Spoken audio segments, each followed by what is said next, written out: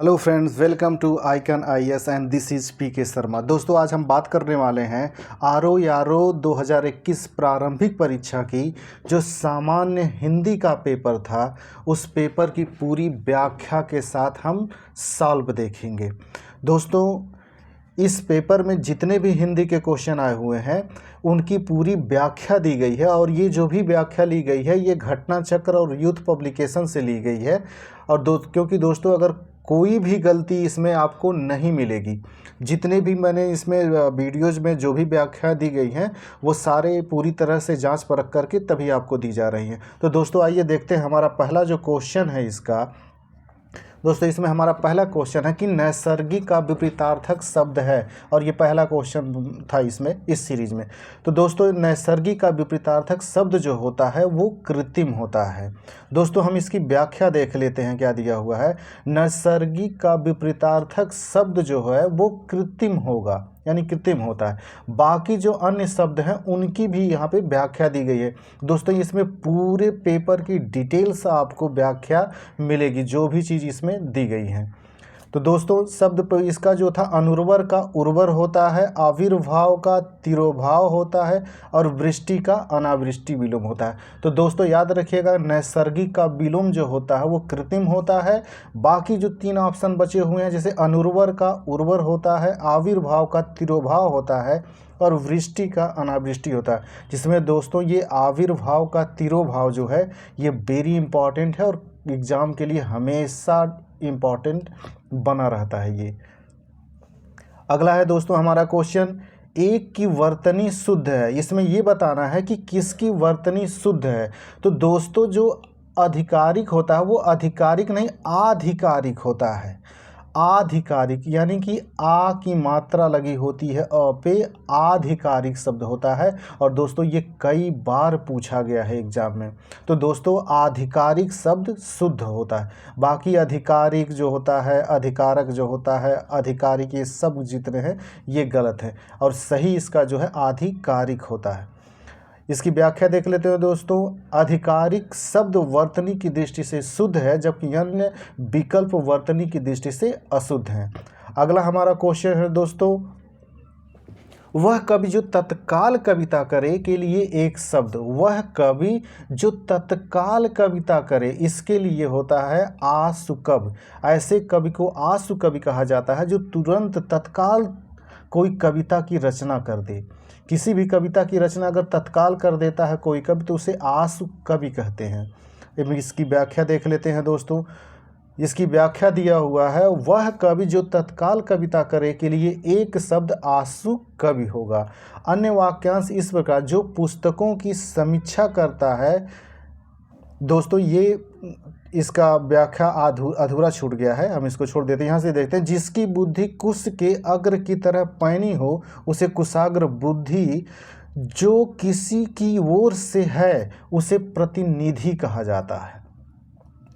अगला है दोस्तों हमारा अगला क्वेश्चन है इसमें, इनमें से वसुधा का पर्यायवाची शब्द है। तो वसुधा का पर्यायवाची जो होता है दोस्तों वो विपुला होता है, विपुला बोला जाता है। वसुधा यानी पृथ्वी को बोला जाता है और इसकी एक पर्यायवाची होती है विपुला। और दोस्तों याद रखिएगा, ये क्वेश्चन कई बार एग्जाम में आया है। वसुधा जो है, वसुधा की पर्यायवाची जो होती है ये विपुला होती है। इसकी व्याख्या देख लेते हैं दोस्तों। वसुधा का पर्यायवाची शब्द विपुला है। वसुधा के अन्य पर्यायवाची शब्द और विपुला के अलावा जो वसुधा के अन्य पर्यायवाची शब्द होते हैं, जैसे भू, इला, भूमि, धरती, धरित्री, धरणी, वसुंधरा। तो दोस्तों, इसमें जो इला शब्द है ये कई बार पूछा गया है कि पृथ्वी की पर्यायवाची दिया गया है कि इला किसका पर्यायवाची है। तो इला जो है ये पृथ्वी का। और कई बार वसुंधरा के बारे में पूछा गया कि वसुंधरा किसकी पर्यायवाची है। तो ये पृथ्वी की, या पृथ्वी यानी कि भूमि की है। तो दोस्तों याद रखिएगा कि वसुधा यानी कि वसुधा की जो भी अन्य पर्यायवाची है, जिसमें इलाह जो है और धरित्री जो है, धरणी, और वसुधरा जो है वसुंधरा, ये इम्पॉर्टेंट है।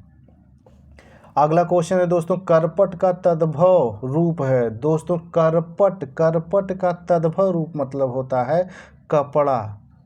करपट जो है ये तत्सम शब्द है। तत्सम शब्द जो है, ये तत्सम शब्द करपट है। करपट का तद्भव जो होता है वो कपड़ा होता है।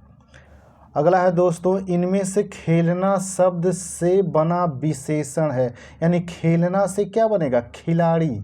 खेलना का विशेषण जो होगा वो खिलाड़ी होगा दोस्तों ये भी क्वेश्चन इंपॉर्टेंट है। व्याख्या इसकी देख रहे हैं, खेलना शब्द से बना विशेषण खिलाड़ी होगा। विशेषण उसे कहते हैं जो संज्ञा या सर्वनाम की विशेषता बताए उसे विशेषण कहते हैं। और जिसकी विशेषता बताई जाती है उसे विशेष से कहा जाता है। दोस्तों यह भी याद रखिएगा, जिसकी विशेषता बताई जाती है उसे विशेष से कहा जाता है, और जो विशेषता बताए वही विशेषण होता है। अगला है दोस्तों, ये विशेषण के बारे में दिया है कि विशेषण की जो 4 प्रकार के होते हैं दोस्तों। एक सार्वनामिक विशेषण होता है, एक गुणवाचक विशेषण होता है, एक संख्यावाचक विशेषण होता है, और एक परिमाण बोध विशेषण होता है। जिसमें सार्वनामिक विशेषण है, और दोस्तों ये इम्पॉर्टेंट है क्योंकि ये अक्सर लोग गलत कर देते हैं कि ये जो सार्वनामिक विशेषण है, ये सार्वनामिक विशेषण को लेकर के अक्सर गलती हो जाती है। तो दोस्तों याद रखिएगा कि सार्वनामिक विशेषण जो होता है, जैसे यह, वह, कोई, ऐसा, जैसा इत्यादि शब्द जो होते हैं वे सार्वनामिक विशेषण होते हैं। और गुणवाचक जो किसी के गुण को या विशेषता को बताता है उसे गुणवाचक विशेषण कहा जाता है। जैसे नया, पुराना, झूठा, सफ़ेद, पीला, चौड़ा इत्यादि। या जैसे मान लीजिए हम नया कपड़ा की बात करते हैं, पुराने कपड़े की बात करते हैं, या सफ़ेद कपड़े, पीला कपड़े, चौड़ा दीवार की बात, जो भी चीज़ें हम करते हैं यानी उसके गुण को बताता है, उसकी विशेषता को बता रहा है, तो ये गुणवाचक विशेषण होगा। अगला है दोस्तों संख्यावाचक विशेषण, जो किसी संख्या की ओर संकेत करते हैं, जहाँ पे संख्या लिखी होती है, जैसे 4 हो गया, कुछ, 30, सब, तीनों, चारों इत्यादि, ये सब संख्यावाचक विशेषण है। और दोस्तों परिमाण बोधक जो विशेषण होता है, जो परिमाण यानी क्वांटिटी को बताता है, मात्रा को बताता है, जैसे 2 शेर, ये शेर माप की इकाई है दोस्तों, याद रखिए, ये शेर वो शेर लाइन वाला नहीं है, ये शेर माप की इकाई है। सब धन, 10 हाथ, 4, ये सब जितने हैं ये परिमाण बोधक की बात करते हैं, ये परिमाण बोधक विशेषण है। अगला है दोस्तों क्वेश्चन हमारा, चंद्रहास का पर्यायवाची शब्द है। चंद्रहास जो है ये तलवार का पर्यायवाची शब्द है। दोस्तों ये तलवार की पर्यायवाची कई बार एग्जाम में पूछा जा गया है और अक्सर पूछते रहता है ये। तो दोस्तों याद रखिएगा कि ये अक्सर क्वेश्चन आता है और गलती हो जाती है। तो चंद्रहास जो है ये तलवार का पर्यायवाची शब्द है, और इसकी व्याख्या हम देख लेते हैं आगे। चंद्रहास का पर्यायवाची शब्द तलवार है। चंद्रहास जो है यानी कि तलवार की जो अन्य पर्यायवाची है ये करवाल। दोस्तों याद रखिएगा, ये करवाल शब्द पूछा था, एक बार पूछ लिया था कि तलवार का पर्यायवाची है, और वहाँ पे आंसर बनाया हुआ था करवाल। खड़ग, असी, दोस्तों ये भी इम्पॉर्टेंट है, असी। कटार, कृपाण, दोस्तों ये कटार, कृपाण ये सब तो इजी है, खड़ग इजी है, लेकिन करवाल और असी ये दोनों रट्टा मार जाइएगा, क्योंकि एग्जाम में जो टफ क्वेश्चन बनाएंगे तो वो दे देगा कि तलवार की पर्यायवाची है, उसमें ऑप्शन या तो करवाल रख देगा या तो असी को रख देगा। अगला है दोस्तों, ये भी सबसे इम्पॉर्टेंट है कि तीर का जो पर्यायवाची होता है आशुग होता है, ईसु होता है, नाराज, सर, सायक, बाण। जिसमें दोस्तों ये जो 5 हैं, आशुग, ईसु, नाराज, सर, सायक, ये इम्पॉर्टेंट है, और इसी में से ऑप्शन रख के आपको बनाए जाएंगे, क्योंकि तीर बाण तो जान सकते हैं ये इजी होता है ये, लेकिन ये आशुग जो हो गया, ईसु हो गया, नाराज हो गया, सर हो गया, सायक हो गया, ये सबसे इम्पॉर्टेंट है। और एक बार ईसु को लेकर के ऑप्शन बना करके क्वेश्चन पूछा भी गया है। अगला है दोस्तों, इसमें भाला का पर्यायवाची है, जो भाला का पर्यायवाची दोस्तों बहुत कम पूछा गया, इसलिए इंपॉर्टेंट हो जाता है कि इससे क्वेश्चन आ सकते हैं।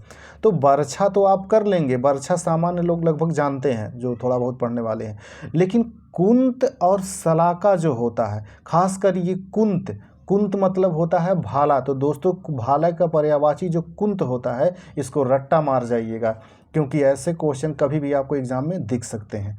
अगला है दोस्तों हमारा क्वेश्चन, निम्नलिखित में से एक शब्द विशेषण नहीं है। इसमें से एक शब्द विशेषण नहीं है, तो विशेषण इसमें नहीं है। अचार जो है ये विशेषण नहीं है। बाकी अकूत, जैसे किसी के बारे में, संपत्ति के बारे में कहना तो अकूत संपत्ति है। अकर्ण ये भी विशेषण है।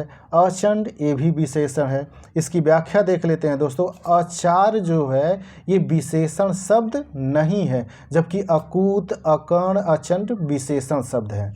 दोस्तों सबसे ज़्यादा जो परेशान करता है आरो में बच्चों को, वो विशेषण के ही होते हैं। विशेषण होते हैं, तत्सम होते हैं, ये सबसे ज़्यादा परेशान करते हैं। इसलिए जितने भी क्वेश्चन हैं और जिनके ऑप्शन बताए जा रहे हैं वो याद रखिएगा कि इसमें आचार जो होता है वो विशेषण नहीं है। बाकी अकूत हो गया, कर्ण हो गया, चंड हो गया, ये विशेषण होते हैं। अगला दोस्तों यहाँ पे दोस्तों विशेषण के बारे में दिया हुआ है। विशेषण की थोड़ी सी परिभाषा जान लेते हैं। विशेषण उसे कहा जाता है जो संज्ञा या सर्वनाम की विशेषता बताएं, वे विशेषण शब्द कहलाता है। और जिसकी विशेषता बताई जाती है उसे विशेष्य कहा जाता है। दोस्तों कई बार क्वेश्चन में यही पूछ लेता है कि विशेष किसे कहा जाता है, यानी जिसकी विशेषता बताई जाती है। अगर किसी ने ये कहा कि सफ़ेद कपड़ा, इसका मतलब ये हो गया सफ़ेद, यानी ये विशेषता, ये गुण को बता रहा है, तो ये विशेषण हो गया। लेकिन अगर हमने कपड़ा शब्द आगे जोड़ा है इसके, तो कपड़ा ही विशेष हो गया, यानी कि इसकी कपड़े की विशेषता बताई जा रही है कि ये सफ़ेद है। तो दोस्तों याद रखिएगा, विशेषण जो होता है ये किसी संज्ञा या सर्वनाम की विशेषता बताते हैं। और विशेषण जो होते हैं वो 4 प्रकार के होते हैं। पहले भी आपको बताया जा चुका है कि पहले सार्वनामिक विशेषण होते हैं, गुणवाचक विशेषण होते हैं, परिमाणवाचक और संख्यावाचक। अगला है दोस्तों 100 गुना लंबा में विशेषण का कौन सा भेद है। दोस्तों शब्द पे यहाँ ध्यान दीजिएगा। क्वेश्चन 100 गुना, 100 तो शब्द लिखा ही गया है संख्या, लेकिन आगे इसमें जुड़ा हुआ है गुना, यानी कि ये किसी की आवृत्ति को बता रहा है। ये गणना की बात तो है, संख्यावाचक तो है, लेकिन गुना यानी कि आवृत्ति की बात कर रहा है, तो ये आवृत्तिवाचक हो। दोस्तों कोई भी चाहिए, जैसे 1 गुना, 2 गुना, 4 गुना, 10 गुना, 100 गुना, ऐसी कोई भी बात करे तो वो उसकी गुना यानी आवृत्ति को शो कर रहा है कि इतने गुना, यानी कि उसकी आवृत्ति को शो कर रहा है। तो 100 गुना लंबा जो है ये आवृत्तिवाचक विशेषण इसमें प्रयोग किया गया है। 100 गुना लंबा जो शब्द लिखा गया है इसमें आवृत्तिवाचक विशेषण का प्रयोग किया गया है। इसकी व्याख्या देख लेते हैं दोस्तों। ये व्याख्या दिया है 100 गुना लंबा में आवृत्तिवाचक विशेषण है। जैसे आवृत्तिवाचक विशेषण जो होता है, जैसे 4 गुना, 2 गुना, 3 गुना, 100 गुना, ऐसे शब्द कहीं भी मिल जाएं तो आप सीधे आंख बंद करके लगा दीजिएगा कि ये आवृत्ति, यानी उसकी कई बार होने वाली घटना की बात कर रहा है, ये आवृत्ति की बात कर रहा है, तो ये आवृत्तिवाचक होगा। अगला है दोस्तों हमारा क्वेश्चन, सब कुछ जानने वाले के लिए एक शब्द है। दोस्तों जो सब कुछ जानता हो उसके लिए एक शब्द का प्रयोग किया गया है, महाज्ञानी। नहीं सॉरी दोस्तों, ये इसका होगा, ये सर्वज्ञ होगा। सी, जो सब कुछ जानता हो वो सर्वज्ञ होगा।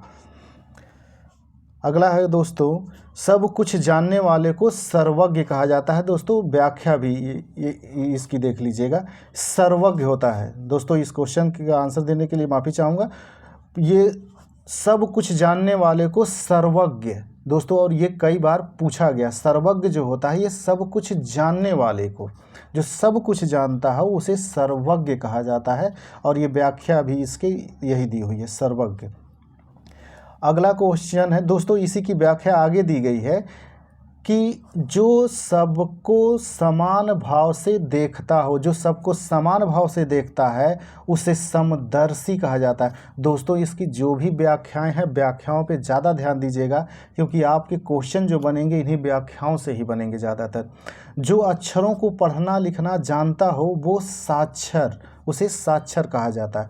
जो अपने आप से उत्पन्न हुआ हो उसे स्वयंभू। दोस्तों ये अपने आप से कभी कभी दे देता है, जो स्वयं से उत्पन्न हुआ हो, जो स्वयं से उत्पन्न हुआ हो उसे स्वयंभू, या जो अपने आप से उत्पन्न हुआ हो उसे स्वयंभू कहा जाता है। अगला है जो सब काम अपने भरोसे करता हो, स्वावलंबी। जो अपने भरोसे सारा काम करता है वो स्वावलंबी। और दोस्तों ये चारों इम्पॉर्टेंट है, याद रखिएगा दोस्तों, ये चारों जितने पूछे गए हैं ये इम्पॉर्टेंट हैं और ये चारों से क्वेश्चन हमेशा किसी न किसी एग्ज़ाम में बनते रहता है, तो इसको रट्टा मार जाइएगा। अगला है दोस्तों, इनमें से प्रथम का उपयुक्त विपरीतार्थक शब्द होगा। तो जो प्रथम है यानी कि जो पहला है तो उसका विपरीतार्थक यानी कि विलोम शब्द जो होगा वो अंतिम होगा। इसकी व्याख्या देख लेते हैं दोस्तों। प्रथम का उपयुक्त विपरीतार्थक शब्द अंतिम होगा। और दोस्तों जो बाकी शब्द हैं उनके बारे में भी ये दिया हुआ है। जैसे प्रधान का जो होता है ये गॉड होता है, और प्रधान का ये गॉड कई बार पूछा गया है एग्जाम में कि प्रधान का जो विलोम होगा वो क्या होगा। प्रथम का अंतिम तो ये क्वेश्चन ही दिया गया है। प्रत्यक्ष का अप्रत्यक्ष दोस्तों ये भी कई बार पूछा गया है, और प्रवर का अवर ये भी कई बार पूछा गया। ये तीनों जो इम्पॉर्टेंट हैं दोस्तों, ये तीनों वेरी इंपॉर्टेंट है। प्रधान का गॉड होता है, प्रथम का अंतिम होता है, प्रत्यक्ष का अप्रत्यक्ष होता है और प्रवर का अवर होता है। अगला क्वेश्चन दोस्तों, निम्नलिखित में एक वाक्य जो शुद्ध है वह है।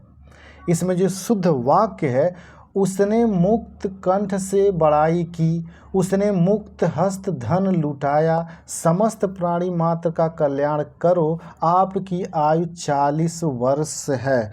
दोस्तों ये जितने भी क्वेश्चन हैं इसमें भी जो देता है शुद्ध अशुद्ध वाले जो क्वेश्चन होते हैं, ये भी क्वेश्चन ज़्यादातर बच्चों के गलत ही हो जाते हैं। तो इन सब क्वेश्चन में एक चीज़ याद रखिएगा कि क्वेश्चन के जितने भी ऑप्शन दिए रहेंगे सबको ध्यान से पढ़िएगा, आपको आंसर धीरे धीरे मिल ही जाएंगे।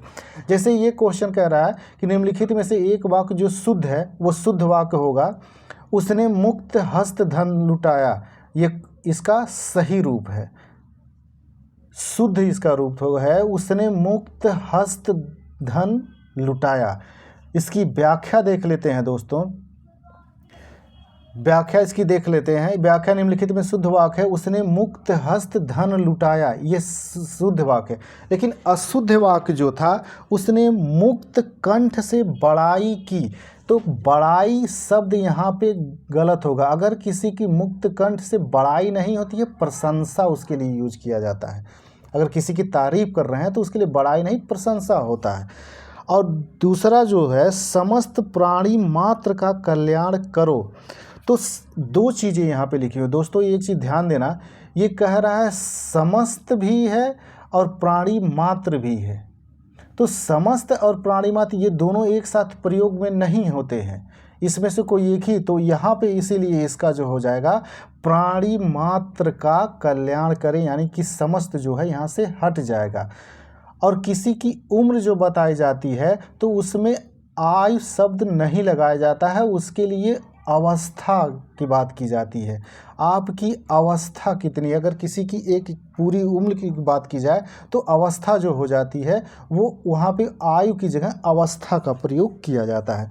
तो आपकी अवस्था कितनी है, 40 वर्ष, ये सही होगा। आपकी आयु नहीं होगा, आपकी अवस्था कितनी, 40 वर्ष है। अगला है दोस्तों, उत्तराधिकार में प्राप्त संपत्ति अनेक शब्दों के लिए एक है। जो उत्तराधिकार में प्राप्त संपत्ति होती है उसके लिए रिक्त शब्द का प्रयोग किया जाता है, रिक्त शब्द होता है दोस्तों। ये कई बार एग्जाम में पूछा गया है और प्री के साथ साथ ये मेंस में भी लिखने के लिए आया हुआ था दोस्तों। याद रखिएगा इसको कि जो चीज़ें उत्तराधिकार में प्राप्त संपत्ति होती है उसे रिक्त कहा जाता है, उसे रिक्त कहा जाता है। इसकी व्याख्या दोस्तों नहीं दी गई है, बाकी वही है। चोर का पर्यायवाची शब्द है दोस्तों, चोर का पर्यायवाची शब्द जो होता है वो खनक होता है। खनक जो होता है, खनक चोर को कहा जाता है, यानी कि चोर का पर्यायवाची होता है खनक, और ये भी कई बार पूछा गया है। इसकी व्याख्या देख लेते हैं दोस्तों। चोर का पर्यायवाची शब्द खनक है। खनक यानी जो चोर शब्द है इसके और भी पर्यायवाची होते हैं, जैसे दस्यु होता है, रजनीचर होता है, खनक, मोसक। दोस्तों ये मोसक शब्द भी एक बार पूछा जा चुका है कि मोसक किसका पर्यायवाची है, तो मोसक जो है ये चोर का है। इसी तरह से तस्कर और इसी तरह से कुम्भिल और कम्भिज, ये दोनों दोस्तों, ये कुम्भिल और कम्भिज ये दोनों पूछा गया है एक बार, तो इसको याद रखिएगा। तो ये दोस्तों ये कुंभिल होता है, इसको ये गड़बड़ यहाँ पे टाइपिंग हो गई है दोस्तों, याद रखिएगा ये कुंभिल होता है, भ होता है ये कुंभिल, ये भ होता है यहाँ पे, इसको याद रखिएगा। ये कुंभिल होता है, कुंभिल और कुंभिज होता है। तो कुंभिल शब्द को ऑप्शन बना करके एक बार पूछा चुका है। और उदक मीन्स होता है पानी, तो पानी का पर्यायवाची पानी, नीर, सलील, अम्बुज, तोय, पय, अमृत, सारंग ये होता है। और धूसर, धूसर मीन्स गधा, गधा होता है दोस्तों, ये भी याद रखिएगा, ये भी कई बार पूछा गया है कि गधा का पर्यायवाची पूछा गया, जिसमें खर, गर्दभ, बैसाख नंदन ये तीनों इम्पॉर्टेंट है। और ये चक्रीवान, ये चारों मिला करके ऑप्शन बनाए जा चुके हैं और कई बार ये पूछा जा चुका है, इसलिए ये वेरी इंपॉर्टेंट क्वेश्चन है। तो धूसर, धूसर मीन्स गधा, गधा की पर्यायवाची याद रखिएगा, खर, गर्दभ, बैसाख नंदन, रासव, चक्रीवान, गधा ये सारे होते हैं। अगला है दोस्तों पांडु शब्द विशेषण की दृष्टि से है। तो दोस्तों ये पांडु शब्द जो होता है ये विशेषण और विशेष दोनों में आता है। और दोस्तों ये भी कई बार रिपीट किया हुआ है, कमीशन में ही रिपीट किया गया है। तो इसको याद रखिएगा कि पांडु विशेषण भी होता है और विशेष भी होता है। अगला है दोस्तों निम्नलिखित में से एक वर्तनी शुद्ध है। तो इसमें जो शुद्ध वर्तनी है दोस्तों वो कवयित्री है, कवयित्री। और दोस्तों ये वेरी इंपॉर्टेंट क्वेश्चन है और कई बार एग्जाम में पूछा जा चुका है इसके बारे में कि ये कवयित्री कैसे लिखा जाता है, ये भी पूछा जा चुका है। और वर्तनी इसकी शुद्धि ये कई बार पूछा जा चुका है। तो वर्तनी शुद्धि जो होती है कवयित्री होता है। इसकी व्याख्या देख लेते हैं दोस्तों। कवयित्री शब्द वर्तनी की दृष्टि से शुद्ध है। बाकी जो होता है नूपुर का जो होता है, इसमें पूर्व में दोस्तों यहाँ पे देखेंगे छोटी ऊ का मात्रा दिया गया है, यहाँ पे बड़ी ऊ की मात्रा होती है। तो पूर्व में यहाँ बड़ी ऊ की मात्रा होती है। स्मरण नहीं होता है, स्मरण होता है। परिस्थिति नहीं होता है, परिस्थिति होती है। त पर छोटी ई की मात्रा लगी होती है, परिस्थिति होती है। दोस्तों खासकर ये नूपुर वाला जो शब्द है ये याद रखिएगा कि ये नूपुर शब्द कई बार पूछा गया है इसको शुद्ध रूप में लिखने के लिए। तो नूपुर कैसे लिखा जाता है इसको ध्यान में रखिएगा। अगला क्वेश्चन है दोस्तों हमारा वर्तनी की दृष्टि से शुद्ध शब्द है। तो वर्तनी की दृष्टि से शुद्ध शब्द जो है इसमें परीक्षा होता है। परीक्षा जो होता है ये शुद्ध रूप है दोस्तों। ये अशुद्ध शुद्ध रूप कई तो दिया है। प्रत्युत जो है ये प्रत्युत का शुद्ध रूप जो होता है प्रत्युत होता है। यहाँ त पे हलंत लगा हुआ है, प्रत्युत के त में हलंत नहीं होता है, बिना हलंत के होता है। इसी तरह से भाग्यवान जो होता है दोस्तों, भाग्यवान में न में हलंत लगा होता है। इसी तरह से विधिवत जो होता है, विधिवत के भी त के अंत में हलंत लगा होता है। इसी तरह से श्रीमान जो है, श्रीमान न में भी हलंत लगा होता है। दोस्तों ये वेरी इंपॉर्टेंट है, इसको रट्टा मार के रखिएगा क्योंकि अक्सर दे देता है कि भाग्यवान कैसे लिखा जाएगा, विधिवत कैसे लिखा जाएगा, श्रीमान कैसे लिखा जाएगा। श्रीमान तो कई बार पूछा जा चुका है। तो याद रखिएगा इन तीनों में जो हलंत लगा होता है वही सही होता है, चाहे भाग्यवान हो, चाहे विधिवत हो, चाहे श्रीमान हो। अगला है क्वेश्चन बिना पलक झपकाए के लिए एक शब्द। तो बिना पलक झपकाए के लिए एक शब्द जो होता है ये निर्निमेष होता है। निर्निमेष यानी बिना पलक झपकाए जो होता है उसके लिए एक शब्द का प्रयोग किया जाता है, निर्निमेष। इसकी व्याख्या देख लेते हैं दोस्तों। व्याख्या में दिखाया है कि बिना पलक झपकाए के लिए एक शब्द निर्निमेष होगा और तर्क के द्वारा जो सम्मत है वो तर्क सम्मत कहा जाता है। जिसे नहीं जीता जा सके यानी जिसे जीता नहीं जा सकता है वो अजेय होता है, उसके लिए एक शब्द होता है अजेय। जो अनुकरण करने योग्य हो वो अनुकरणी, उसके लिए एक शब्द होता है अनुकरणी। तो जिसमें दोस्तों ये अजेय शब्द है जिसे जीता न जा सके, ये कई बार एग्जाम में क्वेश्चन बन चुका है, इसको याद रखिएगा, अजेय जिसे जीता न जा सके। अगला क्वेश्चन है दोस्तों हमारा अनुरक्ति का विपरीतार्थक शब्द है। तो दोस्तों याद रखिएगा अनुरक्ति का विपरीतार्थक शब्द विरक्ति होता है। अनुरक्ति का सामान्य सा अर्थ होता है दोस्तों आकर्षण। इसकी अगर पर्यायवाची देखा जाए तो अनुरक्ति किसी के प्रति आकर्षण होना, तो उसी का उल्टा होता है अनुरक्ति का विरक्ति। जैसे आकर्षण का उल्टा होता है प्रतिकर्षण, तो इसी तरह से अनुरक्ति जो होती है उसका अनुरक्ति का होता है विरक्ति। आगे व्याख्या देख लेते हैं दोस्तों। अनुरक्ति का विपरीतार्थक विरक्ति हो गया। आसक्ति का अनासक्ति होता है। दोस्तों ये इंपॉर्टेंट क्वेश्चन है और ये पूछा भी गया है कि आसक्ति का विपरीतार्थक शब्द क्या होता है, तो आसक्ति का अनासक्ति होता है। प्रकृति का विकृत दिया हुआ, अनेकता का एकता। अगला है दोस्तों इसमें उपकार, अपकार का विलोम शब्द उपकार होता है और ये याद रखिएगा दोस्तों कि उपकार का अपकार चाहे अपकार का उपकार ये विलोम शब्द होता है। अगला है दोस्तों निम्नलिखित में से एक वाक्य जो शुद्ध है, इसमें जो एक वाक्य है जो शुद्ध है उसका वो आंसर सी, बिना टिकट यात्रा दंडनीय है। दोस्तों ये है इसका शुद्ध रूप, लेकिन बाकी क्यों नहीं शुद्ध रूप है इनको हम देख लेते हैं। जैसे इसमें ऑप्शन में पहला ऑप्शन कह रहा है मैं अनेकों बार विदेश गया।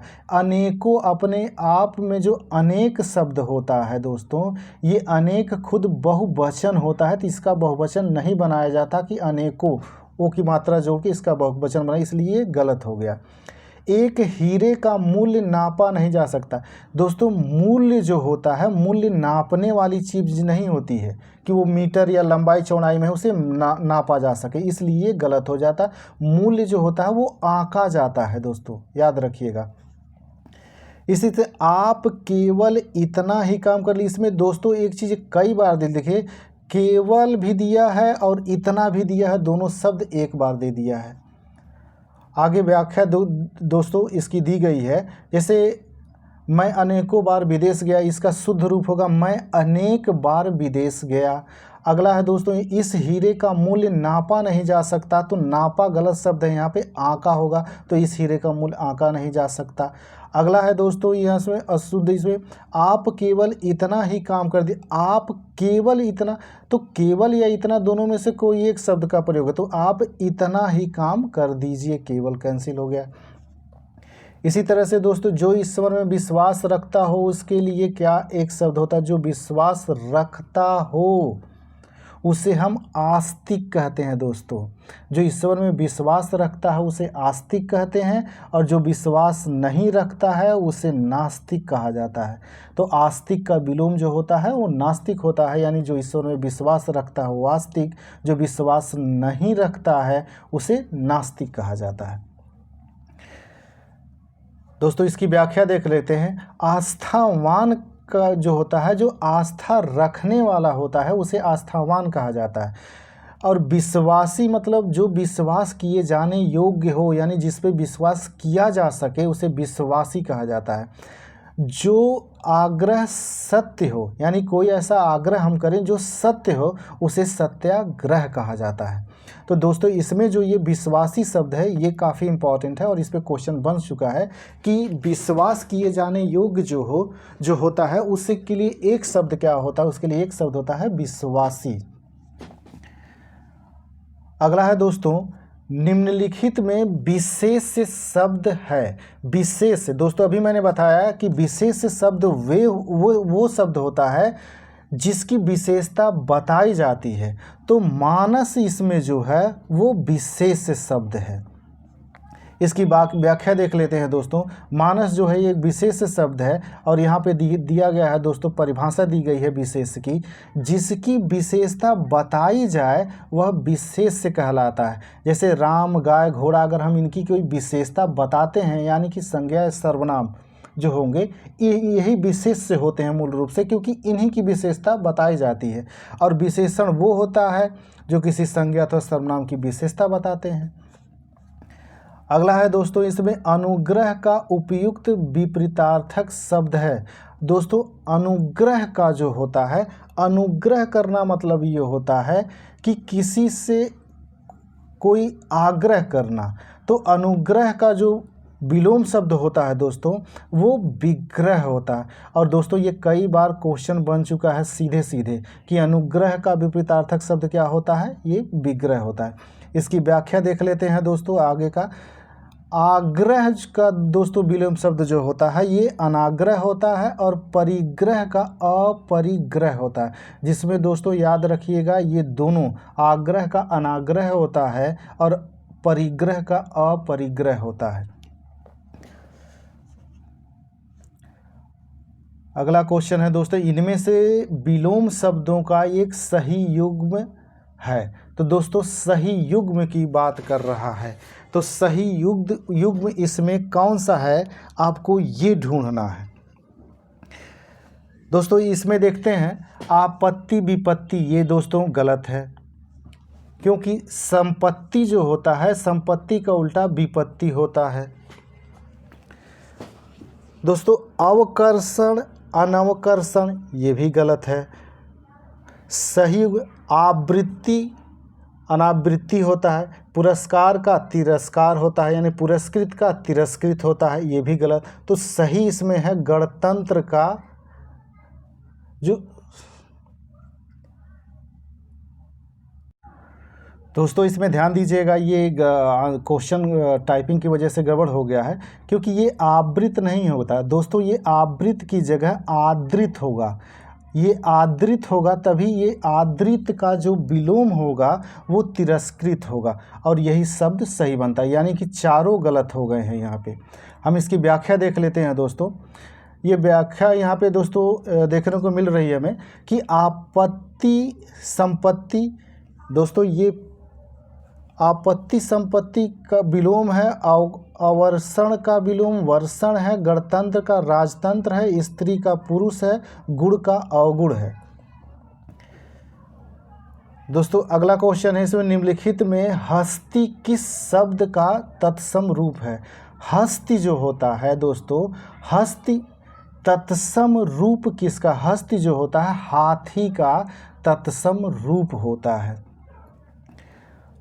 हस्ती जो है दोस्तों व्याख्या दिया गया हाथी का तत्सम रूप होता है। बाकी का जो तत्सम रूप दिया गया है दोस्तों ये भी देख लीजिए। हस्त, हस्त का हाथ होता है तद्भव। अगला दोस्तों हारी का हार होता है, हास्य का हंसी। इसमें दोस्तों हस्त का जो हाथ होता है इसको याद रखिएगा कि हस्त का जो तद्भव रूप होता है वो हाथ होता है। अगला है दोस्तों आधुनिक का विलोम शब्द होता है। दोस्तों आधुनिक का जो विलोम शब्द होता है वो प्राचीन होता है। जैसे प्राचीन इतिहास आधुनिक इतिहास पढ़ते हैं, ये प्राचीन यानी आधुनिक का विलोम जो है वो प्राचीन है। व्याख्या देख लेते हैं दोस्तों इसका। आधुनिक का विलोम प्राचीन है, जबकि प्राचीन का विलोम, अगर हम प्राचीन की देखिए, आधुनिक का विलोम तो प्राचीन हो गया, लेकिन प्राचीन का विलोम जब देखेंगे तो नवीन और अर्वाचीन तथा आधुनिक होता है, जिसमें प्राचीन का विलोम अर्वाचीन। ये क्वेश्चन पूछ चुका है कि प्राचीन का विलोम क्या है, और ऑप्शन में रखा था अर्वाचीन। तथा समीचीन का जो विलोम शब्द होता है असमीचीन। समीचीन का विलोम शब्द असमीचीन होता है, लेकिन प्राचीन का जो विलोम शब्द होता है दोस्तों अर्वाचीन होता है, इसको याद रखिएगा। अगला है दोस्तों जो युद्ध में स्थिर रहता है। इस अनेक शब्द के लिए एक शब्द जो युद्ध में स्थिर रहता है, और दोस्तों ये वेरी इंपॉर्टेंट क्वेश्चन है और कई बार एग्जाम में ये पूछ चुका है कि जो युद्ध में स्थिर रहता है उसे युधिष्ठिर कहा जाता है। और ये भी पूछा गया है दोस्तों ये कई बार कि युधिष्ठिर शब्द लिखा कैसे जाता है, इसलिए युधिष्ठिर शब्द को अच्छे से ध्यान लगा करके देख लीजिएगा, कि वरना गलत कर देंगे।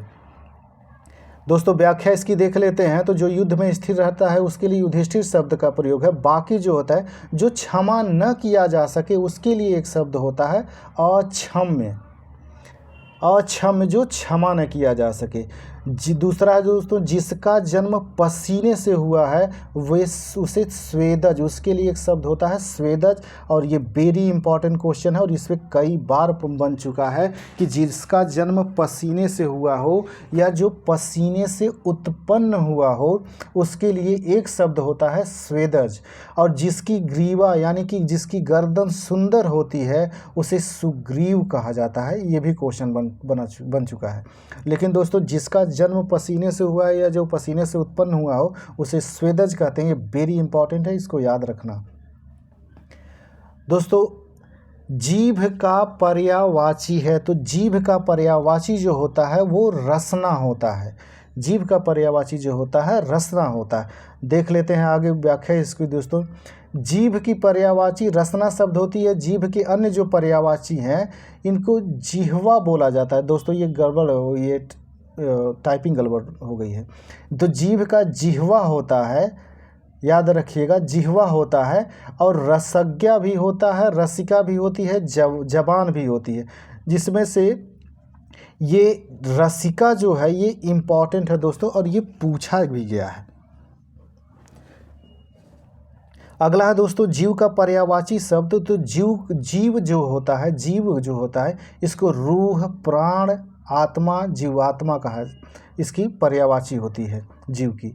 अगला है दोस्तों ध्वनि का पर्यायवाची शब्द है। दोस्तों ध्वनि का पर्यायवाची शब्द इम्पॉर्टेंट है और कई बार पूछा भी गया है।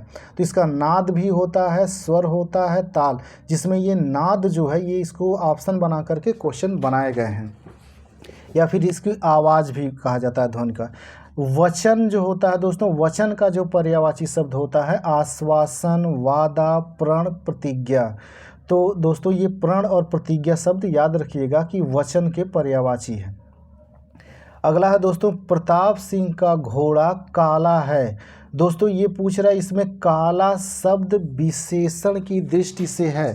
विशेषण तो है काला, लेकिन कैसा विशेषण है, यानी कि जिसकी विशेषता बता रहा उसके बाद में ये आया हुआ, तो इसे हम विधेय विशेषण कहते हैं।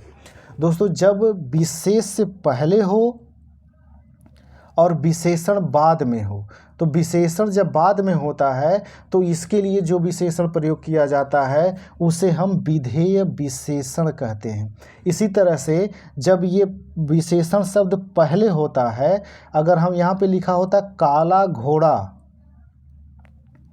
काला घोड़ा, तो ये जो होता है इसको प्रविशेषण कहा जाता है। इसकी व्याख्या देख लेते हैं दोस्तों इसकी व्याख्या नहीं दी गई।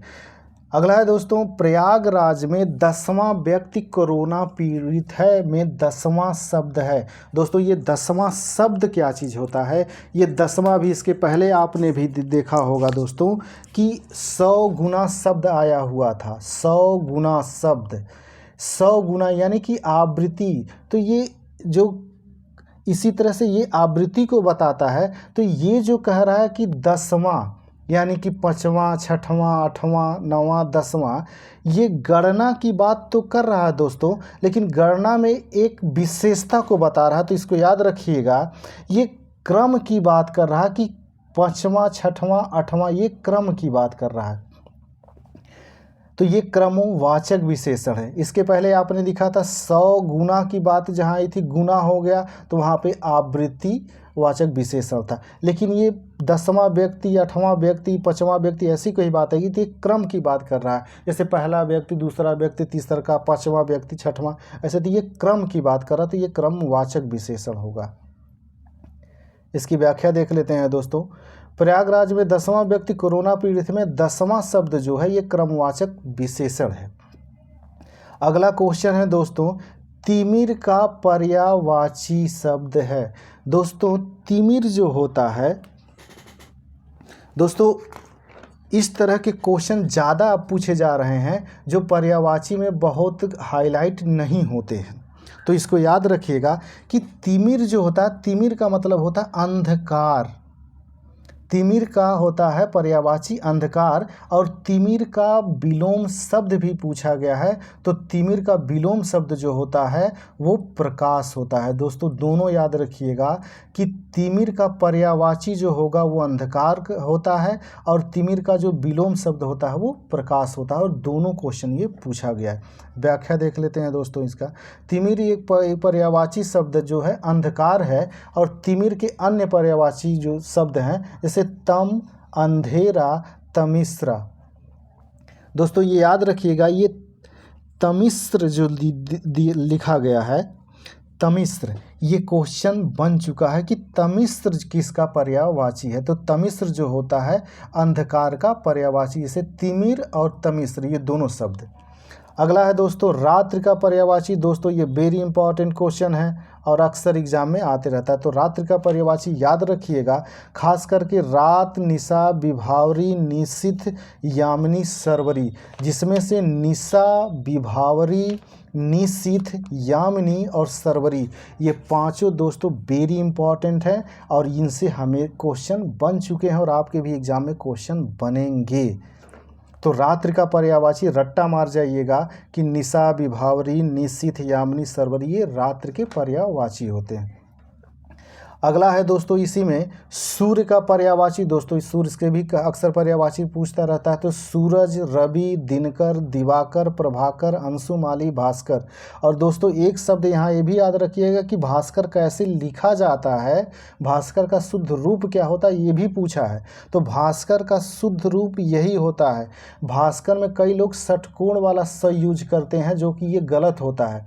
भास्कर जो होता है ये इस तरह से लिखा जाता है, इसको याद रखिएगा।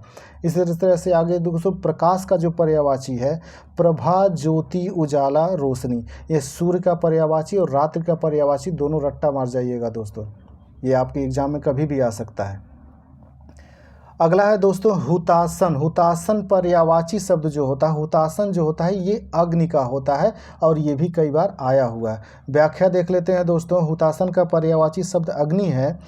अग्नि के अन्य जो पर्यायवाची है देख लेते हैं। आग, पावक, दहन, अनल, जिसमें से ये पावक और अनल दोस्तों ये कई बार पूछा जाता है, कई बार पूछा भी गया है। अक्सर पूछा जाता है ये कि पावक और अनल किसके पर्यायवाची हैं, तो अग्नि के हैं। निर्धन का गरीब, विपन्न। इसमें है दोस्तों अखंड का पर्यायवाची शब्द होता है। अखंड का पर्यायवाची शब्द अक्षय, अक्षुण्ण, अभंग होता है, जिसमें से दोस्तों अक्षुण्ण शब्द ये लिखने के लिए पूछता है कि कैसे लिखा जाता है इसका शुद्ध रूप। तो यहाँ पे ध्यान से देख लीजिएगा कि अक्षुण्ण कैसे लिखा जाता है। अगला शब्द है दोस्तों निम्नलिखित में से किस शब्द की वर्तनी अशुद्ध है। तो निम्नलिखित में किसकी वर्तनी अशुद्ध है? याज्ञवल्क। याज्ञवल्क गलत लिखा गया है दोस्तों, याज्ञवल्क नहीं होता, याज्ञवल्क होता है। याज्ञवल आधा क आधा य हो जाता है दोस्तों, याज्ञवल्क हो जाता है। आगे व्याख्या इसकी देख लेते हैं दोस्तों।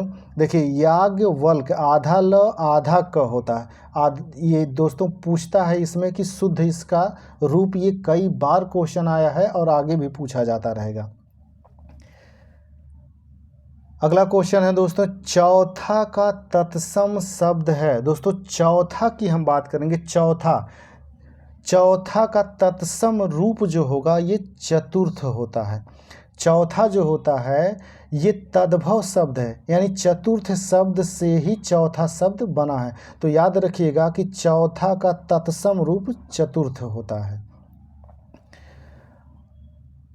अगला क्वेश्चन है दोस्तों घोड़ा का उपयुक्त तत्सम शब्द है। दोस्तों ये इंपॉर्टेंट क्वेश्चन है और कई बार पूछा गया है। घोड़ा का जो है तत्सम रूप जो होता है, इस घोड़ा का तत्सम रूप घोटक होता है। घोटक शब्द से ही घोड़ा बना हुआ है। घोटक जो है ये तत्सम शब्द है और घोड़ा जो है ये तद्भव शब्द है, यानी घोटक से ही उत्पन्न हुआ है घोड़ा शब्द।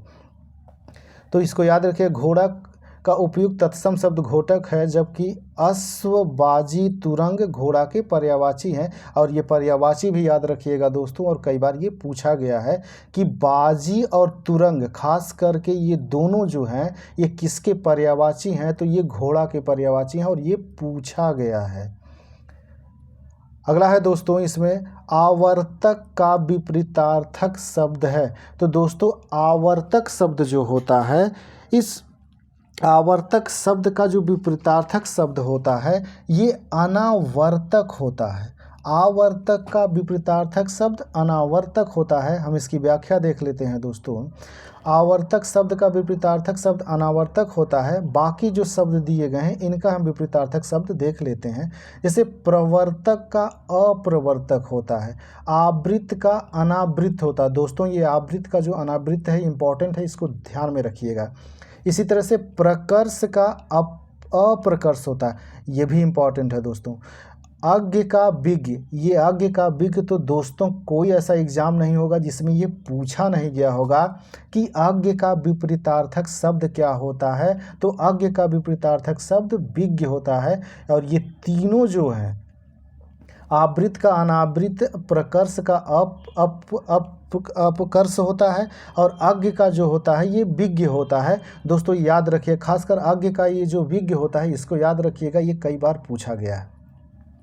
अगला है दोस्तों, जो किसी विषय का ज्ञाता हो के लिए एक शब्द होता है। जो किसी विषय का ज्ञाता होता है उसके लिए एक शब्द विशेषज्ञ होता है, उसे विशेषज्ञ कहा जाता है, जो किसी विषय का ज्ञाता हो। दोस्तों याद रखना, इसमें शब्द रखा है किसी विषय का ज्ञाता हो, न कि जो सब कुछ जानता। जो सब कुछ जानता है वो तो सर्वज्ञ उसके लिए प्रयोग किया जाता है, लेकिन जो किसी एक विषय, किसी एक चीज़ के बारे में विशेष जानकारी रखता है उसे विशेषज्ञ कहा जाता है। अगला है दोस्तों, बिजली का पर्याय है। तो बिजली का दोस्तों पर्यायवाची शब्द जो होता है, दोस्तों ये कई बार पूछा गया है कि बिजली का पर्याय यानी पर्यायवाची शब्द जो होता है ये दामिनी होता है, और ये कई बार पूछा गया है दोस्तों। ये भी वेरी इंपॉर्टेंट क्वेश्चन है कि बिजली का पर्यायवाची। इसकी व्याख्या देख लेते हैं दोस्तों।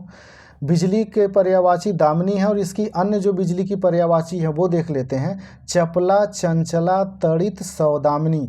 दोस्तों ये चंचला, तड़ित और सौदामिनी, ये तीनों शब्द याद रखिएगा, ये बिजली के पर्यायवाची में पूछता है। इनको ऑप्शन में रख देता है और पूछता है कि कौन सा बिजली का पर्यायवाची होगा। अगला है दोस्तों तनया। तनया मतलब दोस्तों होता है पुत्री। तो ये तनया की पर्यायवाची भी कई बार पूछता है। तो आत्मजा, सुता, दुहिता, पुत्री।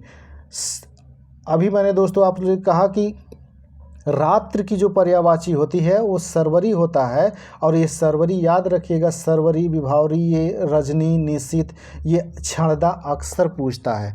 तो सर्वरी का भी पर्यायवाची जो होगा रजनी, निशित, क्षणदा, ये याद रखिएगा, रात्र, रात। ये दोस्तों एक और है इसमें कि रमणी का पर्यायवाची है, यानी रमणी का जो पर्यायवाची दिया गया है, रमणी का मतलब होता है, रमणी का मतलब ये सुंदरी, नारी, स्त्री, कांता, वनिता, अबला, कामिनी। जिसमें दोस्तों ये वनिता शब्द को ऑप्शन बना करके पूछा गया है कि स्त्री का पर्यायवाची शब्द कौन सा है, तो उसमें वनिता को ऑप्शन बनाया गया था, वनिता शब्द। तो इसमें वनिता शब्द याद रखिएगा कि वनिता शब्द स्त्री का या रमणी का पर्यायवाची शब्द है। दोस्तों एक अगला क्वेश्चन है, अपर्णा शब्द का पर्यायवाची है। तो जो अपर्णा शब्द है दोस्तों, अपर्णा शब्द जो पर्यायवाची है ये पार्वती का पर्यायवाची है। पार्वती जी को अपर्णा भी कहा जाता है। इसकी व्याख्या देख लेते हैं दोस्तों। व्याख्या दोस्तों, स्त्री के बारे में फिर भी इसकी पर्यायवाची दी गई है, स्त्री, वनिता, कांता, रमणी, नारी, जिसमें से आपको वनिता शब्द याद रखना है, बाकी ये सिंपल है, ये याद तो वैसे ही हो जाते हैं। अबला भी होता है। इसी तरह से दोस्तों आराधना का पर्यायवाची जैसे प्रार्थना, पूजा, अर्चना होता है। इस तरह से देवांगना जो होता है, देवांगना का पर्यायवाची जो होगा मेनका, देवबाला, अप्सरा। दोस्तों ये याद रखिएगा, ये इंपॉर्टेंट है कि देवांगना यानी मेनका, देवबाला, अप्सरा। अप्सरा जो है ये देवांगना जो होती है इसकी पर्यायवाची है। दोस्तों पार्वती का और भी दिया गया, जैसे गिरिजा, पार्वती, भवानी, रुद्राणी, ये जो होते हैं ये पर्यायवाची शब्द हैं पार्वती के। अगला है दोस्तों, निम्नलिखित विकल्पों में से चंचरीक शब्द का पर्यायवाची चुनिए। तो चंचरीक शब्द मतलब पर्यायवाची, चंचरीक जो होता है ये भंवरे को कहा जाता है, यानी भ्रमर को। भ्रमर यानी कि भंवरा, भंवरा जो होता है उसका पर्यायवाची भ्रमर भी होता है। तो चंचरीक भी होता है उसका पर्यायवाची। तो चंचरीक भंवरा या भ्रमर का पर्यायवाची है। अगला है दोस्तों गोधूम। गोधूम दोस्तों ये कई बार पूछा गया है और आईएमपी क्वेश्चन है कि गोधूम का तद्भव शब्द है। गोधूम जो है ये तत्सम शब्द होता है, गोधूम से ही बना हुआ शब्द है गेहूं। दोस्तों इसको याद रखिएगा और ये पूछा जा चुका है। अगला है दोस्तों गोधूम का तद्भव शब्द गेहूं होगा।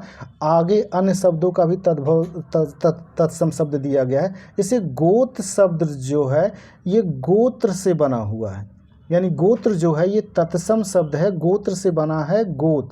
इसी तरह से क्रोध है तत्सम शब्द, क्रोड से गोद बना हुआ, गोद। अगला दोस्तों ये तत्सम शब्द गोधा है, गोधा से गोह बना हुआ है, जिसमें दोस्तों ये दोनों शब्द गोत्र और क्रोड ये IMP हैं, याद रखिएगा। और ये क्वेश्चन बन चुके हैं कि गोत्र शब्द से गोत तद्भव निकला हुआ है और क्रोड से गोद होता है, क्रोड से गोद शब्द बना हुआ है। ये दोनों याद रखिएगा कि गोत्र और क्रोड जो है ये तत्सम शब्द हैं जिनसे तद्भव शब्द बने हुए हैं, गोत और गोद। अगला है दोस्तों इसमें क्वेश्चन, कोई आदमी आया है वाक्य में प्रयुक्त विशेषण है। तो इस दोस्तों ये क्वेश्चन पूछ रहा है कोई आदमी आया है, तो कोई आदमी यानी कि यहाँ पे हमें इसकी पहचान नहीं हो पा रही है कि ये है क्या, यानी कि कोई यानी कि इसकी व्यक्ति अनजान है। तो इसमें दोस्तों याद रखिएगा कोई यानी कि अनिश्चय की बात कर रहा है, यानी कोई आया हुआ है दोस्तों। तो इसमें याद रखिएगा कि अनिश्चयवाचक यानी कि ये क्लियर नहीं हो रहा, तो ये अनिश्चयवाचक विशेषण इसका प्रयोग हुआ है। हम इसकी व्याख्या देख लेते हैं दोस्तों। कोई आदमी आया है वाक्य में अनिश्चयवाचक विशेषण होगा। अनिश्चयवाचक विशेषण किसे कहा जाता है? जिन शब्दों से अनिश्चितता का बोध होता है उन्हें अनिश्चयवाचक विशेषण कहते हैं। जैसे एक एग्जाम्पल भी दिया गया है दोस्तों, कल स्कूल में लगभग 40 विद्यार्थी उपस्थित थे। दोस्तों यहाँ याद रखना लगभग शब्द दिया गया है, लगभग शब्द यानी कि हम निश्चित नहीं है कि 40 ही थे, हो सकता है 40 से कम भी हो सकता है और ज़्यादा भी हो सकता है। तो इसीलिए लगभग यानी कि अनिश्चित है, यानी निश्चित नहीं है। अगला है दोस्तों इसमें गौरव का विपरीतार्थक शब्द होता है। दोस्तों ये कई बार पूछा गया है, गौरव का विपरीतार्थक शब्द जो होता है वो लाघव होता है, और ये रट्टा मार जाइएगा, ये कई बार एग्जाम में आया हुआ है। गौरव का विपरीतार्थक शब्द लाघव होता है, तो गौरव का विपरीतार्थक शब्द लाघव होता है। बाकी का देख लेते हैं दोस्तों इसकी व्याख्या। वैभव का दारिद्र होता है या दैन होता है, पराभव का विभव होता है। दोस्तों ये पराभव का विभव ये कई बार ये क्वेश्चन बन चुका है, ये इंपॉर्टेंट है, इसको रट्टा मार जाइएगा कि पराभव का विलोम शब्द विभव होता है। दोस्तों अगला शब्द है अमृत का विलोम है। अमृत जो होता है दोस्तों, अमृत का विलोम शब्द है। तो दोस्तों अमृत का विलोम शब्द जो होता है वो विष होता है, इसको याद रखिएगा दोस्तों। अमृत का विलोम शब्द जो होगा वो विष होगा, अमृत का उल्टा विष, ये याद रखिएगा। इसकी व्याख्या देख लेते हैं दोस्तों कि अमृत का विलोम शब्द विष होगा। बाकी जो शब्द हैं उनका देख लेते हैं। मधुर का विलोम शब्द कटु भी होता है और कर्कश भी होता है, दोनों में से कोई भी शब्द दिया रहेगा तो वो हो जाएगा। बाकी दोस्तों पीयूष जो होता है, पीयूष का विलोम होता है विष, ये भी याद रखिएगा। अगला है दोस्तों इसमें सदाचार का विलोम है। सदाचार का विलोम जो होता है दोस्तों ये कदाचार होता है, और ये भी कई बार पूछा गया है, इसको याद रखिएगा। इसकी व्याख्या देख लेते हैं दोस्तों। सदाचार का विलोम कदाचार होगा। बाकी शब्दों का विलोम देख लेते हैं दोस्तों। आचार का अनाचार होता है, अपराध का निरपराध होता है, अन्याय का न्याय होता है। दोस्तों ये तीनों इम्पॉर्टेंट है, खासकर इसमें जो अपराध का निरपराध होता है, अपराध का निरपराध होता है, ये शब्द याद रखिएगा। अन्याय का न्याय तो सामान्य बात है। आचार का अनाचार होता है, लेकिन अपराध का निरपराध ये शब्द इम्पॉर्टेंट है। अगला है दोस्तों निम्नलिखित में से तद्भव शब्द है। दोस्तों ये पूछ रहा है कि तद्भव शब्द है, तद्भव, तो इसमें गयंद शब्द जो है ये तद्भव होता है, ये तत्सम शब्द नहीं है दोस्तों। गयंद जो होता है ये तद्भव शब्द है।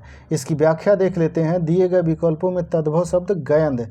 अब दोस्तों इसकी व्याख्या में जो दिया गया है, अंगना जो तत्सम शब्द है, अंगना से आंगन बना हुआ है। और दोस्तों याद रखिएगा कि जिस शब्द पे चाँद लगा होता है वो हमेशा तद्भव होता है, याद रखिएगा। जिस पे चाँद लगा होता है वो तद्भव होता है। तो इस तरह के चाँद वाले शब्दों को ध्यान में रखिएगा पढ़ते वक्त। इसी तरह से वानर जो होता है, वानर से बंदर बना हुआ है, यानी वानर जो होता है ये तत्सम शब्द होता है। दोस्तों ये दोनों इंपॉर्टेंट क्वेश्चन है, अक्सर पूछता है कि आंगन का तद्भव क्या होगा, तो अगना का तद्भव क्या होगा, आंगन होता है, और वानर का तद्भव क्या होता है, ये बंदर होता है। और ये बंदर वाला वेरी इंपॉर्टेंट है दोस्तों, अक्सर पूछता है। अगला है दोस्तों, जो तोला जा सके के लिए एक शब्द है। दोस्तों जो तोला जा सके यानी जिसकी तौल की जा सके उसे परिमेय कहा जाता है, उसे परिमेय, जिसे तोला जा सके। दोस्तों आगे इसकी व्याख्या देख लेते हैं। अपरिमेय का मतलब होता है जो तोला न जा सके, यानी जिसकी तौल न की जा सके उसे अपरिमेय कहा जाता है। और अनुमान करने योग्य, जिसका अनुमान लगाया जा सके उसे अनुमेय कहा जाता है। विनिमय जो होता है, विनिमय का सामान्य अर्थ होता है किसी वस्तु के बदले किसी दूसरी वस्तु का आदान प्रदान करना। जैसा कि आप लोगों ने दोस्तों सिंधु सभ्यता में पढ़ा होगा कि वस्तुओं की विनिमय प्रणाली चलती थी, यानी एक वस्तु के बदले दूसरी वस्तु प्राप्त करना। एक वस्तु दीजिए, उससे उसके बदले दूसरी वस्तु ले लीजिए, यही था विनिमय। इसी को विनिमय माध्यम कहा जाता है। अगला है दोस्तों, कम बोलने वाला वाक्य के लिए एक शब्द है। तो कम बोलने वाले के लिए एक शब्द का प्रयोग किया जाता है। जो कम बोलता है उसे मितभाषी कहा जाता है। दोस्तों उसे क्या कहा जाता है, मितभाषी। दोस्तों कम बोलने वाले को मितभाषी कहा जाता है। अन्य ऑप्शन पे हम देख लेते हैं। मृदुभाषी उसे कहा जाता है जो मधुर बोलता हो, जो बहुत मधुर मीठा बोलता है उसे मृदुभाषी कहा जाता है। बहुभाषी का मतलब वो होता है जो कई भाषाओं को जानता हो, जो कई भाषाओं को बोलता हो, बहुभाषी होता है। अगला है दोस्तों, निम्नलिखित में से तद्भव शब्द चुनिए। दोस्तों इसमें दे रहा है तद्भव शब्द। दोस्तों अभी मैंने इसके पीछे वाले क्वेश्चन में आपको बताया कि जहाँ पे चाँद लगा हुआ दिखे वो जान जाइए कि आपका तद्भव शब्द है। तो इसमें चाँद लगा हुआ ये बाँझ शब्द है, ये तद्भव शब्द है। दोस्तों इसकी व्याख्या देख लेते हैं। दोस्तों इसकी व्याख्या नहीं दी गई है, तो अगला क्वेश्चन देखते हैं। जिसकी आशा न की गई हो। दोस्तों ये क्वेश्चन वेरी इंपॉर्टेंट है, कई बार पूछा जा चुका है कि जिसकी आशा न की गई हो उसके लिए एक शब्द होता है अप्रत्याशित। दोस्तों याद रखें, अप्रत्याशित, जिसकी आशा न की गई हो। और कभी कभी ये होता है कि आशा से जो चीज़ें अधिक हो जाती हैं उसे आशातीत कहा जाता है। ये दोनों शब्द याद रखिएगा, दोनों इंपॉर्टेंट है और क्वेश्चन इस पे पूछा जा चुका है, आगे भी पूछा जाएगा। तो जिसकी आशा न की गई हो वो अप्रत्याशित, और आशा से अधिक जो होता है उसे आशातीत कहा जाता है, जो आशा से परे हो। यहाँ पे व्याख्या दी गई है दोस्तों, आशातीत मतलब होता है जो आशा से अधिक हो।